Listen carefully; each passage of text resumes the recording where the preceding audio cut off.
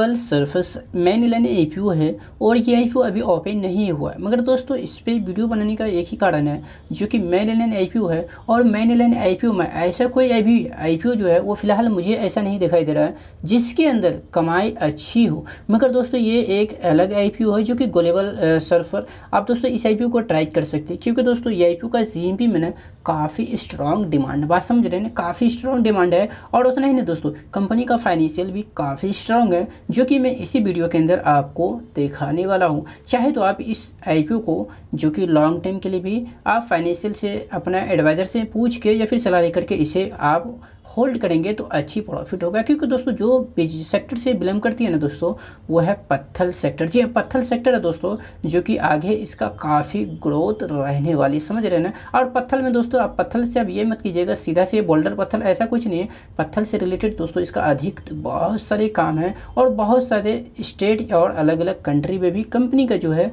वो काम होता है, ये मैंने पढ़ा है। अगर दोस्तों कंपनी का फाइनेंशियल की बात की जाए तो यहाँ पे आप देख सकते हैं कंपनी का टोटल एसेट जो 31 मार्च 2020 में था ना, वो 128.73 करोड़, ये रुपीस इन करोड़ में है। ये कोई छोटी कंपनी नहीं है। यहाँ पे आप देख सकते हैं जो कि अमाउंट इन करोड़ में, ये एनएससी और बेसी के ऊपर लिस्ट होगा, समझ रहे हैं। मेन बड़ा आईपीओ है, कोई ऐसे में छोटी मोटी कंपनी नहीं है। अब दोस्तों इसका जो टोटल एसेट है वो आपने देखा, जो कि 2020 31 मार्च में जो कि 128.73 करोड़ है। उसके बाद दोस्तों यहाँ पे बढ़ के जो कि 159 करोड़ हो गया है। उसके बाद दोस्तों यहाँ पे आप आएंगे जो कि 31 मार्च 2022 236.48 करोड़।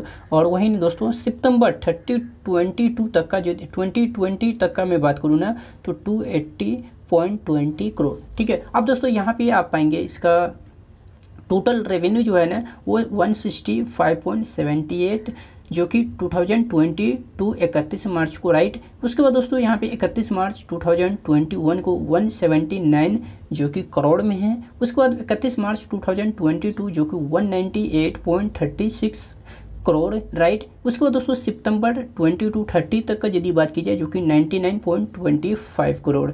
अब दोस्तों यहाँ पे प्रॉफिट आफ्टर टैक्स की यदि बात की जाए जो कि 2022 में कितना है 31 मार्च को, जो कि 20.96 करोड़। उसके बाद दोस्तों आप पाएंगे जो कि वही दूसरे साल 2021-31 में जो है 33.93 करोड़। उसके बाद दोस्तों यहाँ पे 31 मार्च 22 को जो कि 35.63 करोड़, राइट। उसके बाद दोस्तों यहाँ पे आप पाएंगे जो कि इसको थोड़ा सा यहाँ पे प्रॉफिट आफ्टर टैक्स में थोड़ी सी यहाँ पे जो कि पिछले साल में हम कह सकते हैं जो कि उसके तुलना यहाँ पे कम है, जो कि 13.59 टाइम्स। अब दोस्तों यहाँ पिछले साल जो कि आप देख सकते हैं, ये पिछले साल ये 2022 है, उसी 2022 का सितंबर का ही डेटा, समझ रहे हैं ना, मात्र 3 महीना का है।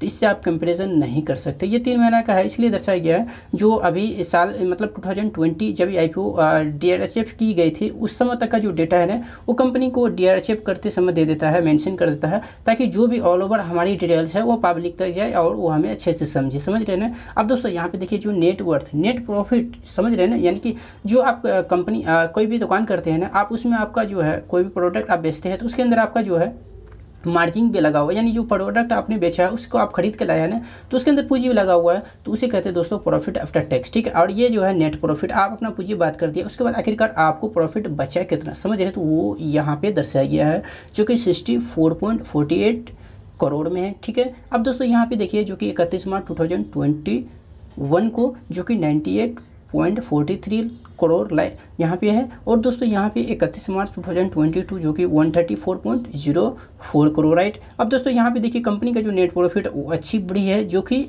प्रॉफिट आफ्टर टैक्स के तुलना में जो कि 148.93 करोड़, राइट। अब दोस्तों ये देखिए ये बहुत इंपॉर्टेंट है जो कि है रिजर्व एंड प्लस, समझ, रिजर्व एंड प्लस दोस्तों बहुत कंपनी को जो है ना मजबूत रखती है। कभी भी अगर कंपनी थोड़ा बहुत डगमगाती है तो जो कि कितना है 2020 31 मार्च को जो कि 58.03 करोड़ का है। वहीं पे आप देखेंगे उसके दूसरे साल जो कंपनी का रिजर्व एंड प्लस है वो भी काफ़ी अच्छा इंक्रीज हुआ है, जो कि 91.98 करोड़। उसके बाद 100.17 करोड़ और आप पाएंगे 1115.07 करोड़। अब दोस्तों कंपनी का जो डेट है ना, वो डेट भी तो कम होना चाहिए, डेट जितना कम रहेगा उतना ही अच्छा है उनके लिए जो लॉन्ग टाइम इसमें बना रहना चाहते हैं, समझ रहे हैं ना, जो कि 53.49 ये भी करोड़ में है जो कि 53.49 करोड़, और उसके बाद देखिए अगेंस्ट कमा है जो कि 37.46 करोड़।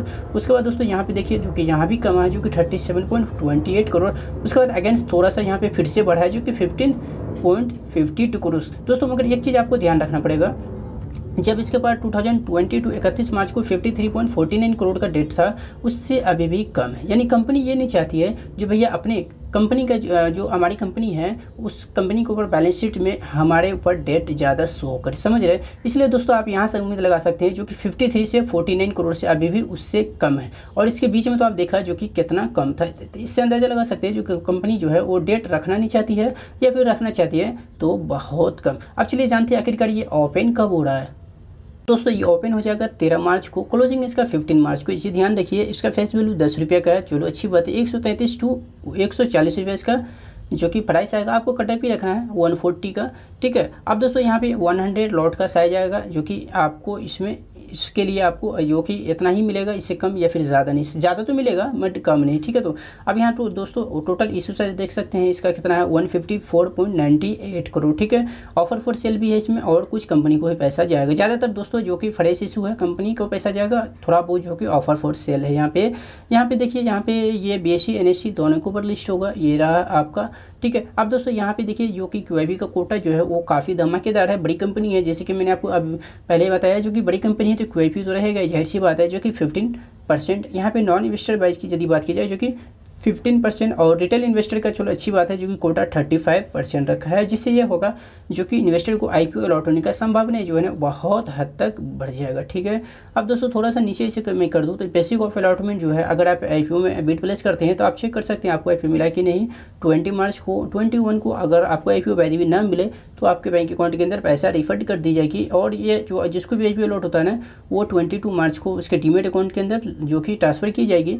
और जिन भाई को ये IPO मिल जाता है उसको लिस्टिंग डेट जो रखा गया है वो IPO चाहे तो बेच के निकल सकता है मार्केट से, या फिर चाहे तो होल्ड कर सकता है। वो दिन है 23 आप देख सकते हैं मार्च 2023। अब देखते हैं दोस्तों इसका ग्रे मार्केट के अंदर क्या गर्मी है। तो दोस्तों यहाँ पे आप देख सकते हैं ग्लोबल सर्फेक्स जो कि IPO में लेने IPO है, और यहाँ पे GMP जो है वो 35 रुपये। GMP अच्छी खासी GMP हम कह सकते हैं इसको, जो कि यहाँ पे अगर परसेंटेज में मैं बात करूँ तो 25% जी, जो हमारे क्राइटेरिया ने 27 के बाद हम लोग किसी भी IPO के अंदर बिड प्लेस करते हैं तो लगभग इसको ये हीट करने वाली, समझ रहे हैं, 25% है। और हमारा मानना है ये IPO जो है, हम ये तो नहीं कहेंगे पैसा डबल करेगा, देखिए जो सच्चाई वही मैं कहूँगा दोस्तों। 25 दिख रहा है ना, तो हमें लगता है ये 14 तक जा सकता है, समझ रहे। अगर 14 का मैं प्लस कर दूँ तो हो सकता है कि ये 15 से 16 तक भी ये जा सकता है, इसमें कोई डाउट नहीं है, क्योंकि IPO जो है वो काफ़ी धमाकेदार है, कहीं से कोई डाउट इसके अंदर नहीं है। ये तो तय है जो कि 15% आपको इसमें पैसा जो है बनेगा। अब दोस्तों यहाँ पे बात आई ये IPO हमें अलाउड तो नहीं होता, क्योंकि बहुत सारे लोग जो है ना मुझे कमेंट करता है। दोस्तों इसका रीज़न एक ही है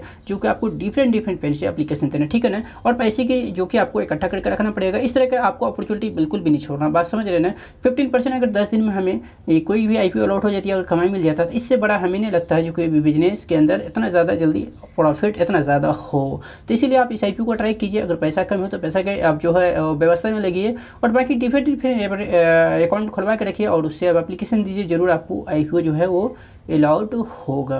ये जो प्राइस आप देख रहे हैं ये लिस्टिंग प्राइस निकल रहा है फिलहाल, ये इसमें कमी बेसी भी आएगी इसके अनुसार। किसके अनुसार मैं बता दूं आपको, ये GMP देख रहे हैं 35, ये बढ़ेगा तो लिस्टिंग प्राइस बढ़ेगा, और कमेगा तो लिस्टिंग प्राइस कमेगा। मगर मुझे ज़्यादातर उम्मीद है जो कि इसका लिस्टिंग प्राइस और बढ़ेगा, क्योंकि जी IPO में दम है। इसीलिए दोस्तों अच्छी खासी ये IPO हमें दिख रहा है, तो इस IPO में जो कि हम लोग चाहेंगे जो कि इसमें बिड प्लेस करे, क्योंकि कोई भी नहीं चाहता भैया जहाँ से 2 रुपया है उसको वो अवॉइड करे। तो ऐसे IPO को आपको नहीं छोड़ना चाहिए, आप बिड प्लेस कीजिए। और हाँ, एक बात तो ध्यान रखिए, आप जब भी IPO में बिड प्लेस कर रहे होते हैं तो आप लास्ट 3 डे मेरे वीडियो का वेट कीजिए। अगर आपको कोई कन्फ्यूजन हो तो उस वीडियो से आपका कन्फ्यूजन आउट हो जाएगा, और आपको ये सच्चाई पता चल जाएगा आखिरकार बड़े फर्म्स हो या फिर रिटेल इन्वेस्टर या फिर H9 या फिर QIP, इन सब कर क्या रहे इस IPO के साथ, या फिर ये IPO का मार्केट के अंदर डिमांड कितना है, और उसके अगर GMP जो है या ग्रे मार्केट उसके अंदर जो गर्मी है वो कितना है, उसके बाद मैं बिड प्लेस करूँ तो और कितना प्रॉफिट हो सकता है। ये सब देखते हुए आपको जो कि बिड प्लेस करना है, ठीक है। तो उसके लिए आप चाहे तो चैनल को सब्सक्राइब कर सकते हैं।